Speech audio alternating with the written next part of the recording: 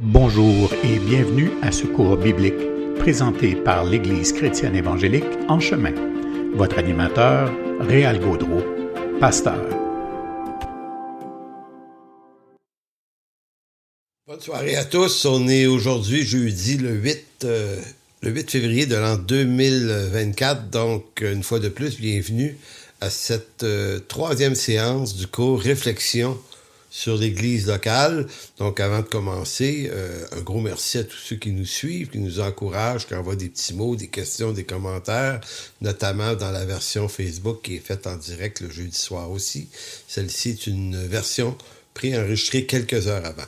Donc, un gros merci à tous. Rétrospective de la semaine dernière, la santé d'une Église ne dépend pas de la structure, mais de la maturité de ceux qui la composent, de ceux qui la dirigent. Donc, on a voulu vraiment bien exposer cette idée-là qu'on aurait beau avoir la meilleure structure, la plus biblique possible, avoir la meilleure confession de foi, la plus belle vision, avoir une excellente théologie, que si ceux qui dirigent l'Église, comme ceux qui la composent, manquent de maturité, bien, les structures ne remplacent pas la maturité. Donc, il y a une nécessité de maturité pour tous ceux qui sont dans une Église. On avait également vu que David est le modèle biblique de ce que c'est un pasteur. Donc, c'est pas juste dans le Nouveau Testament qu'on doit s'inspirer pour comprendre le métier de pasteur, mais c'est aussi l'Ancien Testament à travers des hommes comme David qu'on peut le découvrir.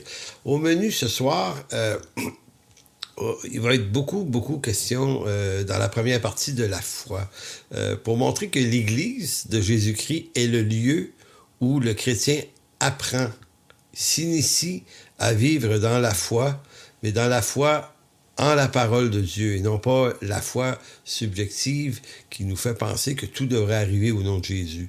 Donc, qu'est-ce que c'est la foi au sens de notre attachement à l'Écriture? Ensuite, on va aller un peu plus loin là-dedans pour dire apprendre à vivre par la foi implique de faire des choix éthiques, souvent contre-intuitifs à notre vieil Adam, notre vieil homme, mais qui sont nécessaires dans l'homme nouveau en Jésus-Christ. Donc, apprendre à vivre par la foi, c'est apprendre à faire des choix.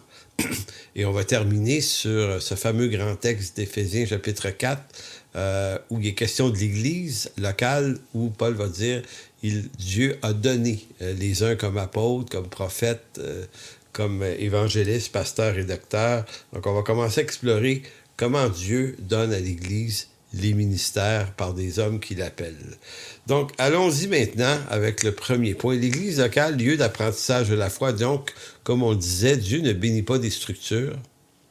Il bénit des hommes appelés par lui, qui sont fidèles. Et qui sont fidèles, mais qui sont appelés par lui à cette noble fonction. Je précise ici tout de même que toute Église est appelée à se doter d'une très bonne structure appuyée sur l'Écriture quand on pense les anciens, les pasteurs, la collégialité et tout ça. Et il est également nécessaire d'avoir une bonne théologie. Donc, je ne voudrais pas être compris comme s'il y a des choses qui sont négligeables et que ce qui est juste important, c'est d'avoir des gens matures. Non, la maturité vient aussi à travers une excellente théologie, une bonne communion, une bonne relation avec Dieu. Mais ce qu'on essaie de dire ici, c'est que la structure ou la bonne théologie ne peut pas compenser le manque de sagesse, le manque de zèle, ne peut pas compenser la paresse ou la nonchalance ou le copinage ou toutes ces choses-là. Donc, c'est ça qui est important de bien comprendre. Donc, la structure et la théologie ne sont pas des éléments qui compensent pour le manque d'éthique et d'immaturité dans la vie de ceux qui dirigent. C'est pour ça que Paul va dire à son disciple Timothée, en 2 Timothée 2,15, « Efforce-toi de te présenter comme un homme éprouvé, un ouvrier qui n'a point à rougir, qui dispense droitement la parole de vérité. » Donc, efforce-toi, le verbe ici, là, c'est prends bien soin de. En d'autres mots, efforce-toi, c'est de te présenter devant Dieu comme un homme éprouvé. C'est pas léger là, comme intention. En d'autres mots, ça fait partie de la conscience du pasteur, parce qu'ici, Paul parle c'est une épître pastorale. Timothée faisait œuvre pastorale. Donc, il dit, pour toi, Timothée, tu peux pas être nonchalant. Donc, tu as un appel, tu dois le mettre dans la réalité de toute l'éthique que ça oblige. Donc, il n'y a pas de place pour la nonchalance et la paresse et le copinage et l'injustice. Et là, par pure grâce, on sait bien que c'est difficile, on sait bien que c'est un défi. Donc, je ne suis pas en train de dire qu'on vit ça dans toutes les perfections qu'on le voudrait, mais je veux dire qu'on tend à s'efforcer de se présenter devant Dieu comme des hommes éprouvés. Le mot « éprouvé » ici, Dokimos, parle d'honnêteté et de droiture. Donc, c'est comme si l'apôtre Paul ici nous expliquait deux nécessités qui rencontrent ce que je venais de dire. C'est pas juste une question d'avoir une excellente théologie, une excellente structure. C'est aussi d'être des hommes qui choisissent la droiture, donc qui se battent dans leurs membres contre ce qu'il y a de tordu en eux, parce qu'on est des gens tordus naturellement. Donc, certes, la grâce nous relève si on se trompe. Heureusement d'ailleurs, mais on ne peut pas invoquer continuellement la grâce de Dieu comme la provision, comme la solution à nos négligences, paresse, nonchalance, copinage, tout ce qui pourrait nous faire prendre des décisions plutôt pour notre avantage qu'à l'avantage de l'Église, de la justice et de la gloire de Dieu. Donc, c'est pour ça que c'est une job qui est complexe, parce qu'on est contraint à des décisions qui sont difficiles pour des raisons de droiture et de justice. Et c'est ça qui s'impose finalement au pasteur. Donc, l'Église est une aventure de foi. Une Église est un lieu où les chrétiens cheminent ensemble dans l'enseignement biblique en vue d'apprendre à vivre dans la foi au Seigneur. Donc, se passer d'une église locale, c'est de se passer des moyens de grâce que Dieu donne pour notre croissance. On n'est pas appelé à grandir seul, on est appelé à grandir en communauté, en communion avec Dieu, mais cette communion avec Dieu n'est pas sans la communion avec les frères et les sœurs. Donc, on le dira jamais assez dans cette série que l'église locale, là, elle transpire tout le Nouveau Testament. Donc, Jésus va dire aux apôtres, dans son dernier énoncé de Matthieu 28, « Faites de toutes les nations des disciples, instruisez-les à observer ce que je vous ai enseigné. » Donc, il y a un lieu de communication. On ne peut pas se dire, non, moi, je vais m'instruire seulement de l'Écriture directement, je ne suis pas besoin de personne. Non, Dieu a donné à l'Église des ministères. Donc, se dire qu'on n'en a pas besoin, c'est comme une forme de mépris, puis c'est une forme d'orgueil, non seulement envers les ministères qui sont donnés par Dieu et ceux qui le représentent, mais c'est un mépris de l'affirmation de Jésus qui dit, non, les gars, il y a de l'instruction, il y a du 1 à 1, il y a vous qui allez communiquer mon instruction aux disciples, vous allez les former. Donc, ça signifie, quand on est un disciple, qu'on doit entrer dans l'acceptation que quelqu'un va nous former. Maintenant, il faut peut-être trouver les bonnes personnes, ça c'est une autre histoire. Mais donc, c'est pour ça qu'une église, c'est le lieu où cheminent ensemble les chrétiens. Apprendre à marcher par la foi. On apprend l'Écriture, on apprend la doctrine biblique, mais en vue d'y croire, non pas en vue d'accumuler des savoirs, des connaissances, pour être capable de le dire après à d'autres. Donc, marcher par la foi, ce que j'entends ici, c'est pas au sens plus charismatique du terme, de ceux qui vont, au nom de Jésus, réclamer des choses, en vue que ces choses-là arrivent. Tu sais, la foi qui devient mon autorité sur des circonstances. Il y a quelque chose qui cloche dans cette approche-là. Je comprends la foi où on met des attentes, on s'attend, on prie, on s'attend par la foi à des réponses. Ça, je suis d'accord avec ça. Mais on ne donne pas d'ordre à Dieu sur son œuvre. Non, ici, la foi dont il est question dans cette instruction aujourd'hui, c'est la foi au sens biblique, c'est l'apprentissage de la confiance qu'on accorde à Dieu sur sa parole. Tu sais, la foi concrète ne se discerne pas à travers mon affirmation de foi, mais par la mise en pratique réelle de la parole de Dieu. Donc, si je suis pasteur ou un disciple ordinaire, ça revient à la même chose. Mais le pasteur est encore plus exposé au piège de l'affirmation. C'est facile le dimanche faire des affirmations sur ce qu'on croit, puis qu'on est en train de vous dire de ce que vous devriez appliquer dans vos vies. Le fait est que avant tout, moi, comme berger, comme enseignant, comme pasteur, je dois absolument me soumettre à l'examen de savoir est-ce que je suis en train de faire ça, moi, dans ma vie, ou je prends pour acquis que c'est déjà gagné. Donc, c'est pour ça que beaucoup de pasteurs vont communiquer beaucoup de choses, mais ça ne veut pas nécessairement dire qu'ils le vivent. Donc, la foi concrète ne se discerne pas à travers mon affirmation publique de ma foi en ceci, cela. C'est vraiment dans ma vie pratique. Qu'est-ce que je mets en pratique qui montre la réalité de ma foi? En d'autres mots, ce que je crois vraiment n'est pas ce que j'affirme, c'est ce que je fais dans ma réalité. Je suis ce que je fais et non ce que je prétends croire. Il faut toujours rester branché là, sur cette réalité-là et pas perdre de vue, comme je vous dis, surtout quand on est un enseignant. Faut se demander si ce qu'on enseigne aux autres, on en fait une application à soi ou c'est juste de la bonne chose à dire. Donc la foi ne découle pas non plus de ce que je ressens dans mon cœur, ni ce que je crois que Dieu me dit dans mon cœur, mais la vraie foi biblique dépend simplement de ce que Dieu déclare. Il faut commencer par là. La foi, c'est le renoncement au ressenti de mon cœur pour vivre dans l'obéissance d'une parole donnée par Dieu dans l'Écriture. C'est pour ça qu'on voit ça souvent. On va dire, oui, je l'ai à cœur, Dieu me parle dans mon cœur, ça brûle dans mon cœur. Beaucoup d'expressions comme ça.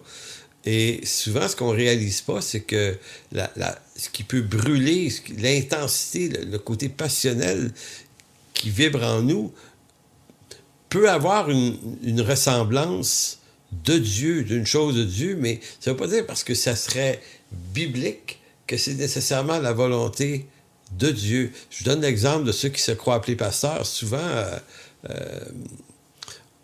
est-ce que c'est un désir? Est-ce que c'est moi qui veux posséder le pouvoir? Ou c'est Dieu qui m'appelle? Maintenant, si Dieu m'appelle, ça va se refléter dans l'Église locale à travers les anciens, les pasteurs qui sont déjà là, à travers les membres de la congrégation qui, ensemble, vont reconnaître cet appel qui est en moi, tout comme les anciens d'Antioche, dans Acte 13, ont reconnu que l'apôtre Paul était appelé avec Barnabas, devait être mis à part.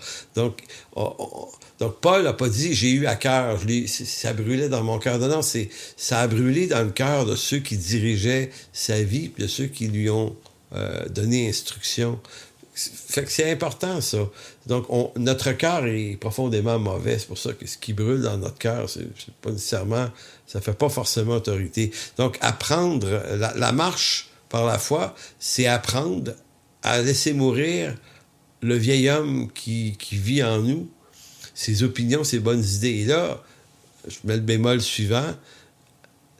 La foi... Marcher par la foi, c'est apprendre, oui, c'est apprendre, mais c'est un long processus, hein? C'est pas une réussite à tous les jours, puis il y a des journées que ça va pas bien, puis il y a des journées qu'on n'est pas sûr, puis il y a des journées qu'on passe à côté.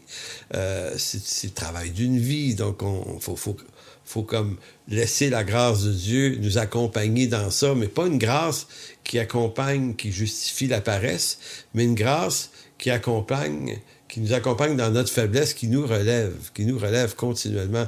Donc, l'Église locale est un lieu pour apprendre et s'encourager mutuellement en tant que frères et sœurs à vivre dans la foi. C'est le lieu pour s'encourager mutuellement à persévérer dans la foi, et la persévérance dans la foi n'est pas sans la grâce de Dieu qui nous relève et qui nous réinvite à nouveau à faire confiance. Donc, l'intérêt d'une église locale, c'est aussi ça. On passe des temps difficiles, des fois, où on n'est plus sûr, là. On n'est plus sûr d'être aimé de Dieu, d'être pardonné.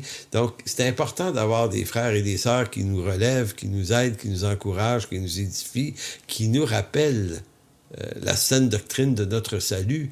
Et c'est important que d'autres le fassent pour nous, mais des fois, c'est nous qui le faisons pour des frères et des sœurs qui ont le cœur abattu, parce que c'est aussi ça, la foi, c'est d'en douter parfois. Donc, on se rappelle continuellement la saine doctrine qui dit que c'est pas mon cœur et les sentiments de mon cœur qui vont me révéler la vérité sur les choses qui se passent vraiment, c'est l'Écriture. Donc, C'est l'Écriture qui va me rappeler que je suis réellement pardonné et non pas les sentiments de mon cœur qui pourraient me dire que je me sens rejeté. C'est l'Écriture qui va me rappeler que je suis vraiment aimé de Dieu et non pas mon cœur qui m'en fait douter.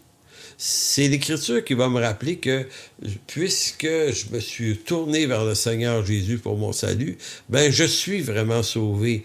Est-ce que je me sens toujours vraiment sauvé? Peut-être non, mais la vérité n'est pas dans les ressentis du cœur, la vérité est dans l'Écriture. Marcher par la foi, apprendre à marcher par la foi, c'est apprendre à marcher, c'est apprendre à croire ce que Dieu affirme, et rejeter ce que mon cœur essaie de m'envoyer comme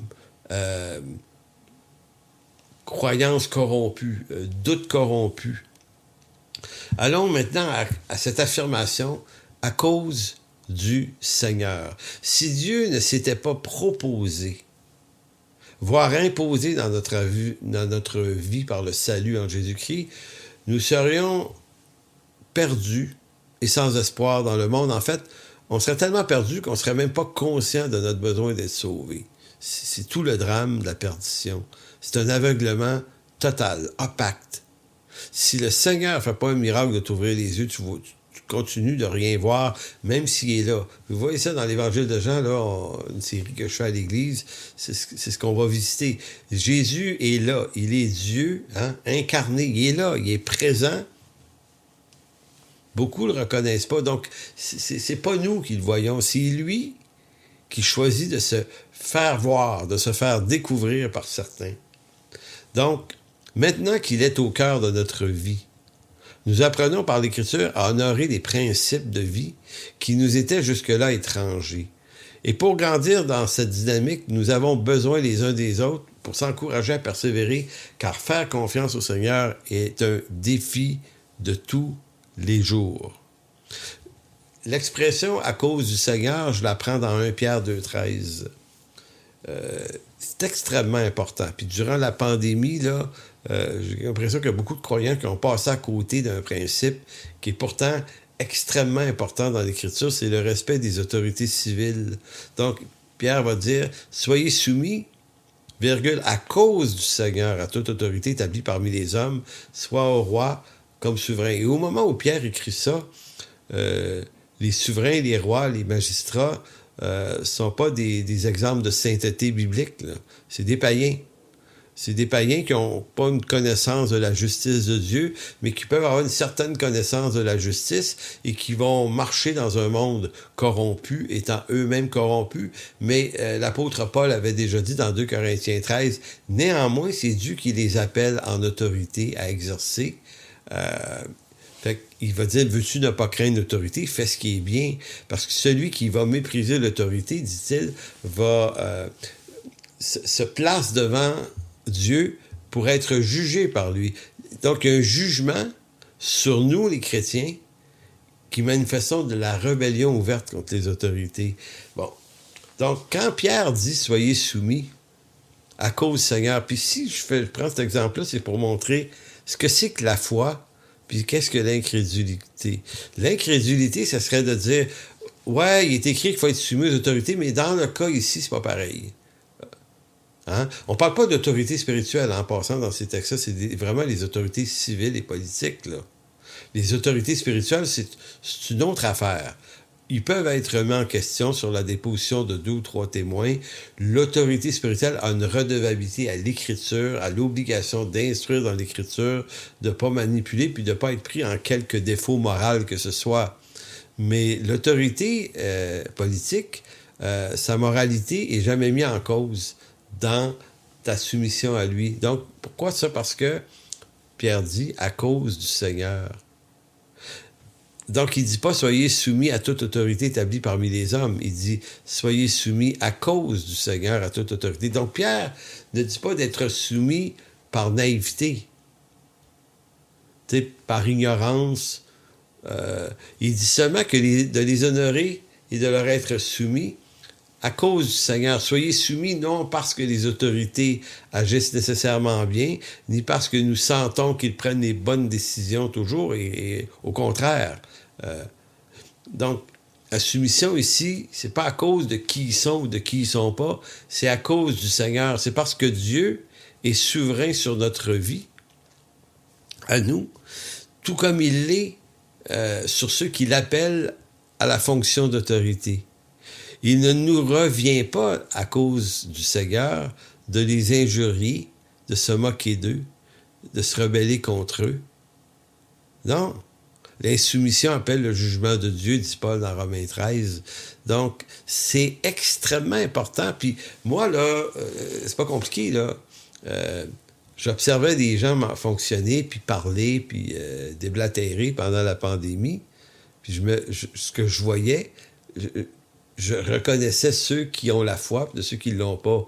Ceux qui ont la foi sont ceux qui vont se faire violence à eux-mêmes, puis vont dire, OK, je vais retenir mes passions, mes opinions, et je vais rester honorable. Tu sais, c'est pas une question, est-ce une vraie pandémie ou pas? Devrait-on se faire vacciner ou pas? Le choix, il nous revenait à chacun. La soumission, c'était pas de se faire vacciner à tout prix. De toute façon, c'était pas obligé, là. La soumission, c'est je vais, peu importe les choix que je prends, je vais assumer les conséquences et je vais injurier personne. À l'image de Daniel qui face à Darius, Daniel va choisir de ne pas se soumettre à Darius, dans Daniel 6, de ne pas honorer des usages d'adoration du roi, et à cause de ça, il va se retrouver dans une fosse aux lions. Donc, il ne se soumet pas à l'autorité, parce que l'autorité lui demande quelque chose qui est vertement contraire à l'Écriture. Et il y a 3 choses qu'un chrétien ne devrait jamais faire, ne devrait jamais se soumettre. C'est, si l'autorité te demande de poser des gestes immoraux, immoral au plan physique, sexuel, l'autorité te demande de tuer. L'Écriture dit « tu ne tueras point ». Si l'autorité te demandait de l'adorer, elle, comme idole, non, on va pas là. Maintenant, soyez soumis à toute autorité, ça a les limites de l'Écriture. Mais c'est pas à nous à fixer des limites là où ça nous tente. Les limites sont déjà présentes, sont théologiquement montrables par l'Écriture. Donc, on sait, si on connaît bien notre parole, on sait ce qu'on doit honorer puis ce qu'on doit ne pas honorer. Maintenant, quand les hommes de Dieu de l'Ancien Testament choisissent de désobéir, ils choisissent de n'injurier aucun prince, aucun roi, et c'est ce que Daniel nous montre dans Daniel 6. Il est resté noble avec Darius. Les 3 amis de Daniel, Meshach, Shadrach et Abed-Nego, dans Daniel 3, même chose. Ils n'ont pas voulu fléchir le genou devant la statue de Nabuchodonosor. Ça a mis Nabuchodonosor en colère, qui a décidé de les lancer dans une fournaise de feu. Puis eux autres ne l'ont pas injurié. Ils ont juste dit, regarde, peu importe ce que tu en penses, au roi, nous, on se mêlera pas à un culte idolâtre envers toi. Donc, fais de nous ce que tu veux. Il assume. Assumer, là, c'est un acte de maturité qui vient de la foi que j'ai en celui qui me sauve. Donc, c'est pour ça que c'est intéressant, la déclaration de Pierre. Soyez soumis à cause du Seigneur, parce qu'il est souverain. Donc, c'est pour ça qu'on pourrait dire qu'un chrétien apprendra par l'instruction de son Église à vivre dans la vraie foi de ce que l'Écriture enseigne, même lorsqu'il s'agit de choses qui pourraient être contraires à son intuition naturelle, à son réflexe naturel, à ses passions naturelles, même si quelquefois c'est contraire à mon avantage. C'était pas avantageux pour Daniel là, d'aller dans une fosse aux lions, mais il a choisi ça. Donc, vous et moi, on marche avec Dieu, puis on fait des décisions. Puis c'est assez incroyable ce que le Seigneur nous amène à faire ou à décider quand on marche avec lui, qui sont des décisions que jamais naturellement on aurait pris. Je vous donne un des exemples qui m'implique, là. Moi, quand j'ai été sauvé en 1983, j'étais en train de parfaire ma formation comme pianiste. Je jouais dans un groupe. On était en train d'atteindre des niveaux professionnels au Québec. On avait même eu quelques pourparlers avec Sony Music, un producteur, puis il était possible qu'on s'en aille vers l'enregistrement d'un disque pour nous, nos chansons. On commençait à travailler ça. Donc, moi, j'arrivais au moment de ma vie où je rencontrais mes objectifs passionnels des 10-12 dernières années, vous dire le nombre d'heures que je pratiquais le piano pour être très bon à l'époque, c'était effrayant. Et tout à coup, dans les mois qui ont suivi ma conversion, je ne pouvais plus continuer. Ça a été un combat effrayant, je m'en souviens encore, là. Mais à un moment donné, j'ai dit, OK, j'arrête. Décembre 1983, j'ai décidé d'abandonner cette carrière professionnelle et de dire, si je fais de la musique, je vais en faire à l'église. Et beaucoup d'amis, même dans le monde, disaient, t'es fou! Voyons donc, qu'est-ce que tu fais là? C'est une secte, ton affaire. Non, c'est à cause du Seigneur.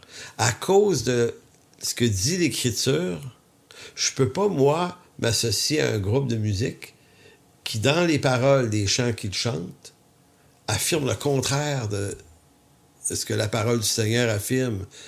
Je peux pas. J'ai essayé, mais je peux pas. Donc, l'Écriture et la foi. Donc, c'est par la foi qu'on prend des décisions comme ça. Je crois à l'Écriture au détriment de mon avantage. Même chose, il nous est demandé de renoncer à l'impiété et aux convoitises. Quand on devient chrétien, on choisit de se fidéliser à une église locale. C'est contre-intuitif parce qu'on est obligé de donner une journée ou presque par semaine, le dimanche, pour aller à l'église. Puis en plus, on paye. Si on est fidèle, on donne une offrande. C'est complètement contre-intuitif. Mais pourquoi on le fait? Pourquoi on le fait? On le fait à cause du Seigneur. Donc, le « à cause du Seigneur » de l'apôtre Pierre, c'est pas juste « soyez soumis aux autorités à cause du Seigneur », c'est plein d'autres choses qu'on va choisir de faire à cause du Seigneur. C'est pour ça que quand je vois des croyants qui les prennent pas, ces décisions-là, qui sont pourtant claires dans l'Écriture, des fois, je leur dis, tu te fais croire que tu marches avec le Seigneur, mais ce qui montre que tu marches avec le Seigneur, c'est pas que tu es capable de parler de Jésus. Ce qui montre le sérieux de ta foi, c'est tes renoncements, c'est les décisions que tu prends, c'est les sacrifices que ça te fait faire. Donc, tu renonces à tes dimanches, tu renonces à ta méchanceté, tu renonces à une partie de ton salaire pour donner une offrande à ton église, tu renonces à plein de choses sur le plan de la sexualité, tu renonces à tout ce qui pourrait être sexualité hors du mariage, même si c'est pas en mode aujourd'hui. C'est pas ça le point. Le point, c'est à cause du Seigneur, on décide d'avoir une vie propre. Donc, on tend, en tout cas, vers ça. C'est pourquoi ces choses qui sont contre-intuitives deviennent tout à coup si importantes et dominantes dans nos vies. C'est à cause du Seigneur, c'est-à-dire c'est parce que le Seigneur me demande de me conduire selon sa volonté.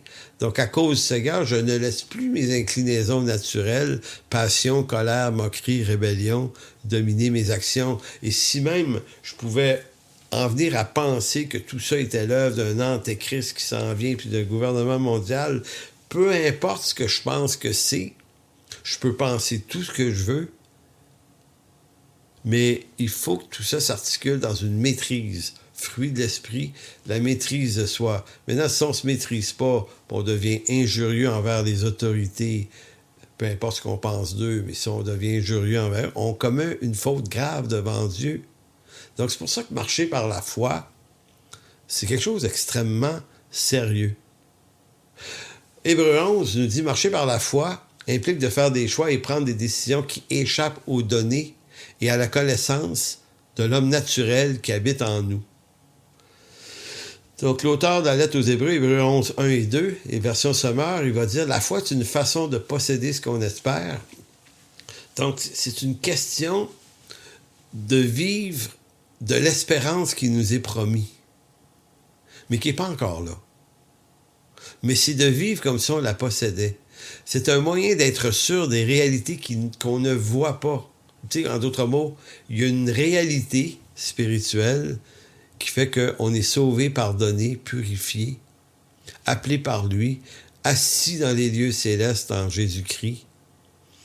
Mais cette réalité-là spirituelle, on ne la vit pas dans la réalité de tous les jours. Donc, c'est une réalité qui est comme pas encore évidente. Maintenant, au verset 2, il va dire, c'est parce qu'ils ont eu cette foi que les hommes des temps passés ont été approuvés de Dieu. Maintenant, ce que l'auteur essaie de dire, là, les héros de la foi, là, les Moïse, Abraham, David et tous les autres là, de l'Ancien Testament, s'ils ont été agréables à Dieu, c'est pas parce qu'ils étaient en eux-mêmes des grands héros par les choses qu'ils ont faites, ils sont plutôt des héros parce qu'ils ont choisi de ne pas faire, c'est-à-dire réagir dans leur nature, bien qu'on les voit réagir dans leur nature adamique. Mais ce sont des hommes qui arrivent à dépasser leur nature adamique et faire confiance à Dieu, même si c'est contre-intuitif. Donc, Abraham, qui aime son fils, choisit de l'offrir en sacrifice dans Genèse 22, ce qui est complètement étrange. Dieu n'a pas permis qu'il le fasse, mais il l'a amené à être capable d'aller contre lui-même pour obéir à la volonté de Dieu. David a choisi de ne pas tuer Saül, même si Saül était un fou.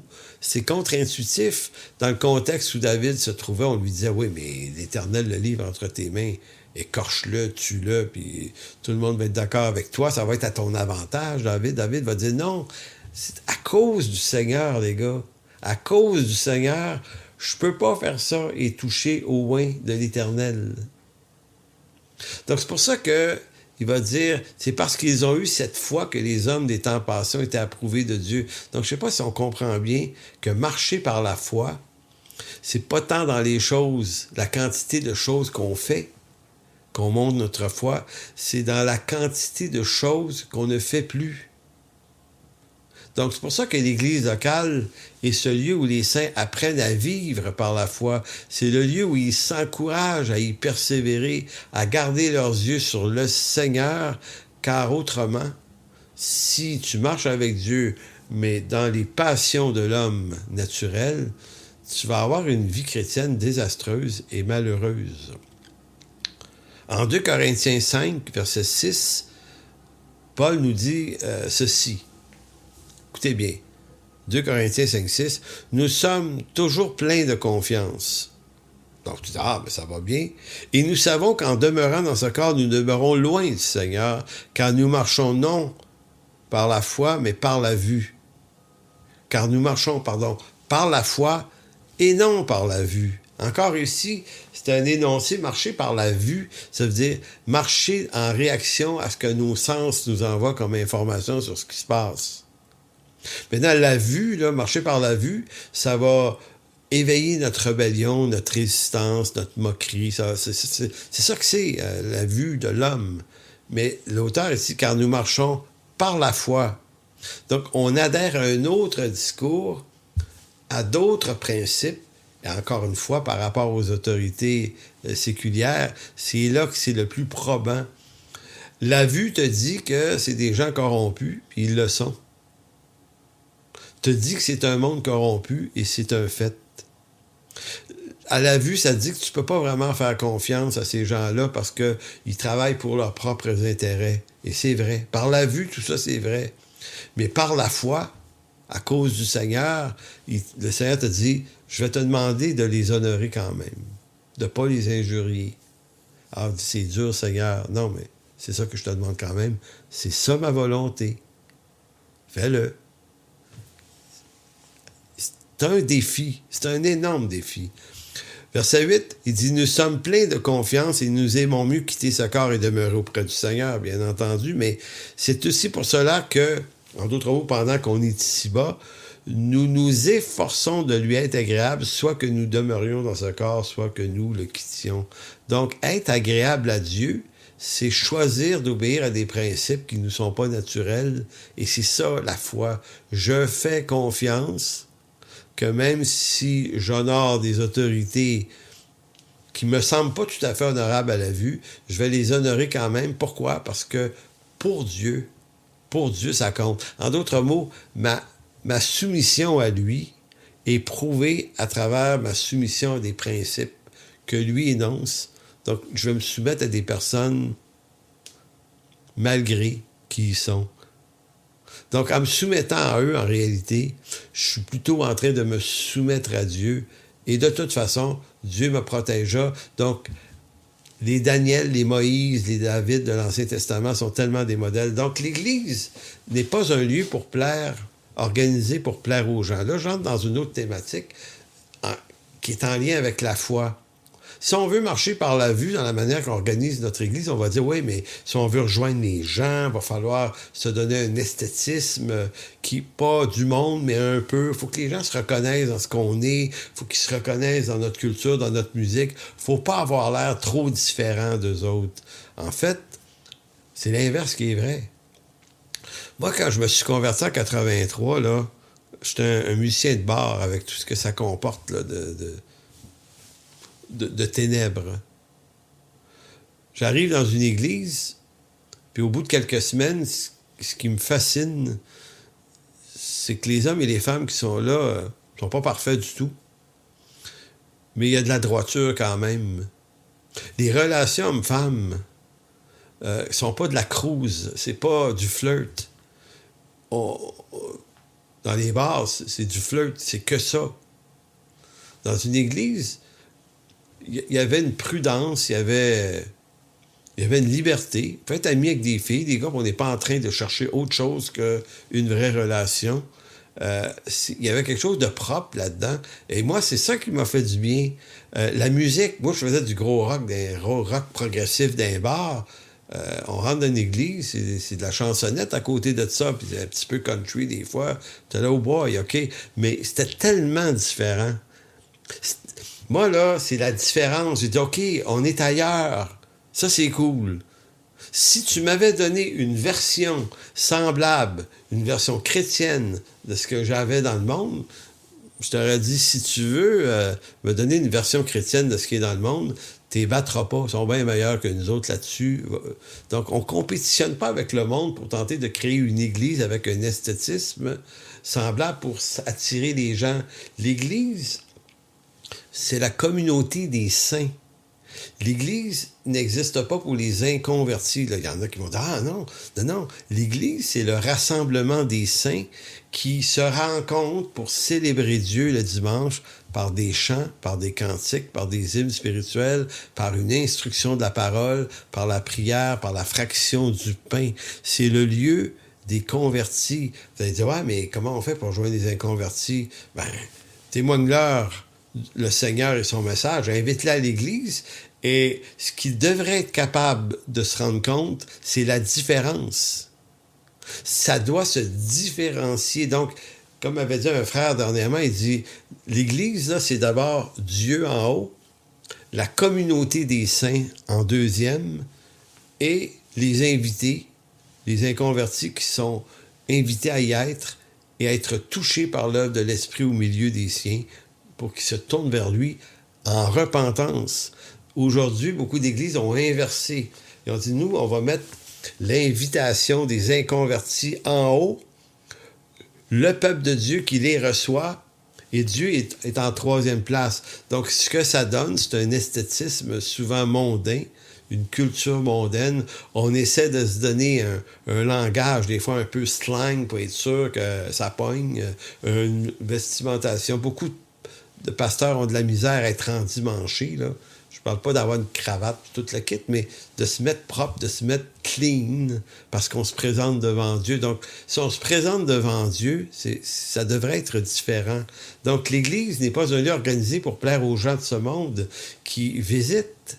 C'est le lieu où les saints manifestent leur attachement, leur adoration à Dieu et lui rendent un culte qui lui est agréable. Il ne s'agit pas de faire des célébrations désagréables pour autant, pour les incroyants, puisque la célébration du dimanche est ce moment où les saints se rencontrent pour célébrer le Seigneur. Ce moment ne considère pas ce qu'en pensent les incroyants qui visitent, mais considère ce qui est agréable à Dieu. Une église dont l'esthétisme et le discours est tourné vers les incroyants en vue de leur plaire, inverse malheureusement la volonté de Dieu. Donc, quand on veut absolument plaire aux gens de ce monde, pour ne pas être jugé par eux, ou pensant que c'est comme ça qu'on va les attraper, ben, on va amoindrir le message de la croix pour le rendre plus attrayant aux incroyants. On va leur donner un spectacle peut-être à la hauteur d'un esthétisme susceptible de les attirer.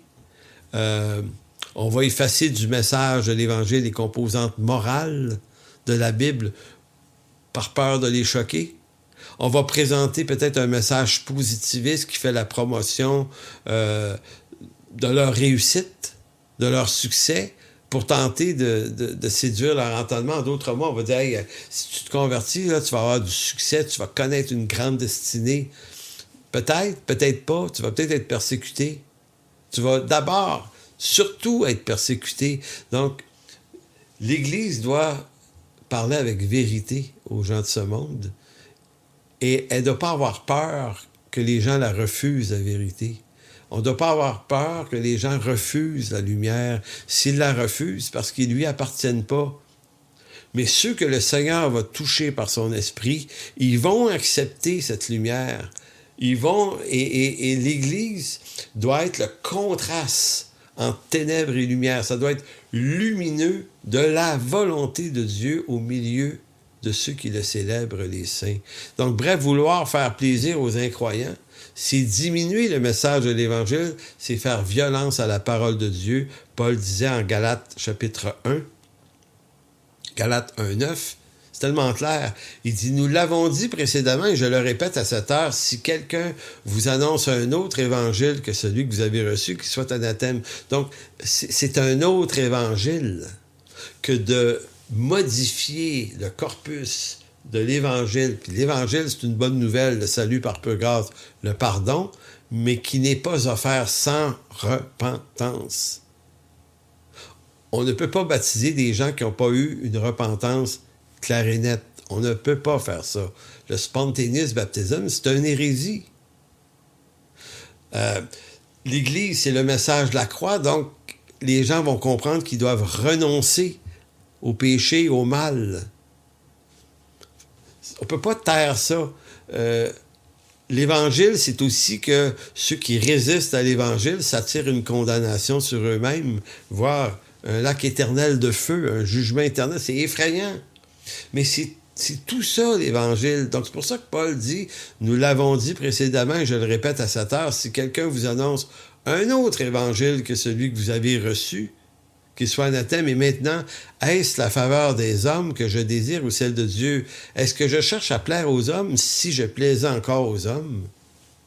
Je ne serais pas serviteur de Christ. Donc,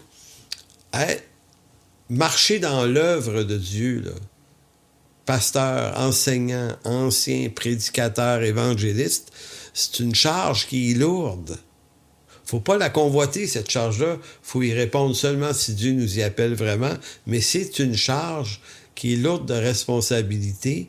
Faut se maintenir dans la crainte de Dieu quand on fait ça, parce qu'on doit la faire à la manière de Dieu et non pas la remaquiller au mode et au goût du jour. Il a donné les uns, nous dit Paul en Éphésiens 4, 11 à 16. Le texte qu'on va voir maintenant prouve à lui seul toute la pertinence de l'Église locale comme lieu de formation de disciples, afin de ne pas être flottant et emporté à tout vent de doctrine par les tromperies des hommes. Nous dit Paul, Dieu donne des ministères directionnels à son Église parce que le but, c'est qu'on ne se forme pas chacun dans notre coin, hein? Fasse notre petite affaire tout seul chez nous. C'est une utopie. C'est à travers l'Église. C'est à l'Église et l'Église locale. Donc, verset 11, Éphésiens 4. Il a été donné les uns comme apôtres, les autres comme prophètes, les autres comme évangélistes, les autres comme pasteurs et docteurs. Pourquoi? Pour le perfectionnement des saints en vue de l'œuvre du ministère et de l'édification du corps de Christ, qui est l'Église. Jusqu'à quand? Jusqu'à ce que nous soyons tous parvenus à l'unité de la foi et la connaissance de Dieu, à l'état d'homme fait à la mesure de la stature parfaite de Christ, afin, et là, vous voyez les raisons là, du pourquoi Dieu donne à l'Église des ministères. Il dit, c'est afin que nous ne soyons plus des enfants flottants et emportés à tout vent de doctrine par la tromperie des hommes, par leur ruse, par les moyens de séduction. En d'autres mots, il fait noir, il y a des ténèbres dans ce monde. Même parmi les croyants, il y a de la fausse doctrine, il y a de l'hérésie, il y a toutes sortes d'affaires bizarres qui se promènent. Paul va dire, non, mais il y a des ministères donnés par Dieu qui vont s'occuper de nettoyer l'air et d'amener à l'Église une instruction claire et nette que l'incroyant va refuser s'il ne veut pas se tourner vers Dieu. S'il ne revient pas dimanche prochain, c'est pas ton problème. C'est le sien devant Dieu. Donc, essaye pas de dire, oh, je vais essayer de me trouver un message un peu moins clair. Vous savez, quand le Seigneur rencontre le jeune homme riche, il lui dit, tu sais, un bon gars, là, en passant, c'est pas un pécheur notoire, là, c'est un homme propre, ça. Il faisait tout ce qu'il fallait, il aimait ses parents, il honorait Dieu avec ses offrandes et tout ça, dès sa jeunesse. Et là, il dit, te manque une chose. Vends tout ce que tu as, donne-le aux pauvres, ici, moi. Le jeune homme n'a pas voulu. C'était radical. Il n'a pas voulu. Il est parti. Le Seigneur s'est dit, oh, j'ai peut-être été un petit peu trop fort avec lui, là. Ouais, OK. Il aurait peut-être courir après. Excuse, garde. Donne la moitié de tes biens, puis on a un deal. Non. C'est radical, ce message-là. Donc, c'est pour ça que l'instruction dans l'Église par les ministères que Dieu a donnés sont importants. Puis c'est important de les reconnaître parmi ceux qui sont vraiment appelés, non pas ceux qui s'appellent eux-mêmes. Bon, c'est pour ça qu'il dit, pour le perfectionnement, bon, j'étais en train de dire, afin que nous ne soyons plus flottants. Mais verset 15, bon, c'est ça. Mais que professant la vérité dans la charité, nous croissions. Donc la croissance est dans la vérité, pas dans le maquillage. Que nous croissions à tous égards en celui qui est le chef, Christ. C'est de lui et grâce à tous les liens de son assistance que tout le corps bien coordonné, à travers les ministères qui sont donnés à l'Église, là, forme un solide assemblage, tire son accroissement selon la force qui convient à chacune de ses parties et s'édifie lui-même dans la charité. Donc, c'est intéressant, le verbe, là, être flottant, ça veut dire balloté par les vagues, agité mentalement. Tu sais, je vous disais tout à l'heure, pendant la pandémie, là, il y avait une confusion, là, puis c'était compliqué, cette affaire-là. Puis à un moment donné, on ne savait plus, c'est-tu à droite qu'il faut tourner, c'est-tu à gauche qu'il faut tourner. Moi-même, là, des fois, j'étais là, wow, on fait quoi? On est habillé à quoi? On fait... Et Dieu l'a voulu, cette affaire-là, parce que ça venait mettre en épreuve. Ça venait défier où est-ce qu'on en était dans la maturité de la foi. Et à un moment donné, c'était assez simple. Devant toute cette confusion, plutôt que de juger qui a raison entre tous ceux qui sont en train de prendre des positions, que ce soit les gouvernements, les pharmaceutiques, les médias, les médecins, les anti-vaccins, les anti-ceci, les pros, à un moment donné, tu dis, où est-ce qu'il est ma lumière, moi? Parce que là, je suis ballotté à tout vent de doctrine. Où est-ce qu'était ma lumière? Bien, la lumière, à un moment donné, je l'ai perçue à travers un fait bien simple. C'était un Pierre, que je vous ai lu tout à l'heure, il dit « Soyez soumis à cause du Seigneur à toutes les autorités. » Je dis « OK, je suis pas sûr qu'ils prennent des bonnes décisions, je suis pas sûr de leurs bonnes intentions, mais je suis sûr au moins d'une chose, c'est que je vais rester honorable et je vais pas embarquer dans les discours de rébellion. Je veux juste pas aller là. Et moi, là, dans mon cas et autour de moi, ce que ça a fait, ça, dans notre vie, dans notre Église, ça nous a tranquillisés. On s'est dit, on va laisser passer cette tempête-là. Ils disent de ne pas se réunir, de ne pas en présentiel. On va trouver une autre façon de le faire. Puis on s'est édifié quand même. L'Église a connu une croissance très forte, nous, pendant la pandémie. Croissance qui nous est restée par après, d'ailleurs. On s'est enrichi, on s'est encouragé, on s'est appelé, on a pris soin les uns des autres plus qu'on le faisait avant. Donc, à un moment donné, c'était intéressant de dire, quand on voulait nous entraîner dans des discours de contre ci, contre ça, puis manifestations, on dit non. L'apôtre Pierre nous a avertis, l'apôtre Paul aussi. C'est pour ça que l'enseignement, c'est tellement important, parce que ceux qui manquent d'enseignement vont se laisser emporter par des vagues. Le verbe emporter, le flottant et emporter. Emporter, c'est intéressant parce qu'on a un mot en français. Le mot grec, c'est périphéo. En français, on pourrait traduire par la périphérie. Donc, manquer la cible du cœur de la chose, puis vivre dans la périphérie des choses. Donc, Paul dit, afin que vous ne soyez pas dans la périphérie de la vérité. Donc, il y a la vérité de l'Évangile, puis il y a bien des croyants qui vont vouloir vous faire tourner autour par toutes sortes de raisonnements trompeurs. Non, l'enseignement biblique des apôtres nous maintient au cœur de la vérité. C'est justement en vue de ne plus être en la proie des émotions trompeuses du cœur de l'homme naturel que Dieu donne à l'Église locale des hommes qui vont enseigner droitement la parole de vérité. La croissance de l'Église ne dépend pas ici de ses nombreux projets. Hein. Quand vous lisez Éphésiens 4, 11 à 16, 17, il n'y a aucun projet particulier qui fonde la croissance de l'Église. La croissance, nous dit Paul, elle est dans la vérité. Donc, elle est dans l'instruction. La croissance, c'est pas « je vais modifier l'instruction pour la rendre plus soft, pour que plus de gens viennent ». Non, la vraie croissance, c'est pas que plus de gens viennent. La croissance, c'est que ceux que Dieu envoie soient éclairés, se repentent et marchent avec Dieu. Les autres qui veulent pas se repentir n'ont pas leur place.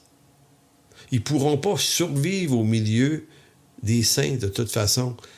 Ils vont s'en éloigner. Donc la saine doctrine qui doit être enseignée par ceux que le Seigneur appelle dans l'Église locale est primordiale. Je vais juste, avant de terminer, parler un petit peu des prophètes et des apôtres. Il y a 5 ministères, prophètes, apôtres, évangélistes, pasteurs et docteurs. La question, y a-t-il toujours des prophètes et des apôtres dans l'Église? Personnellement, je crois que non. C'est discutable. Mais je crois que non, parce que ces 2 ministères trouvent leur raison d'être dans l'Église primitive en tant que fonction fondatrice de cette nouvelle Église.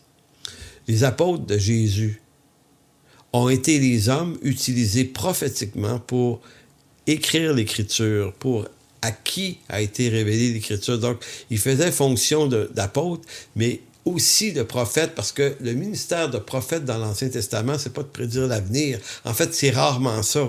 C'est plutôt de donner la parole de Dieu pour aujourd'hui, la saine doctrine. C'est ce qu'ont fait la plupart des prophètes de l'Ancien Testament.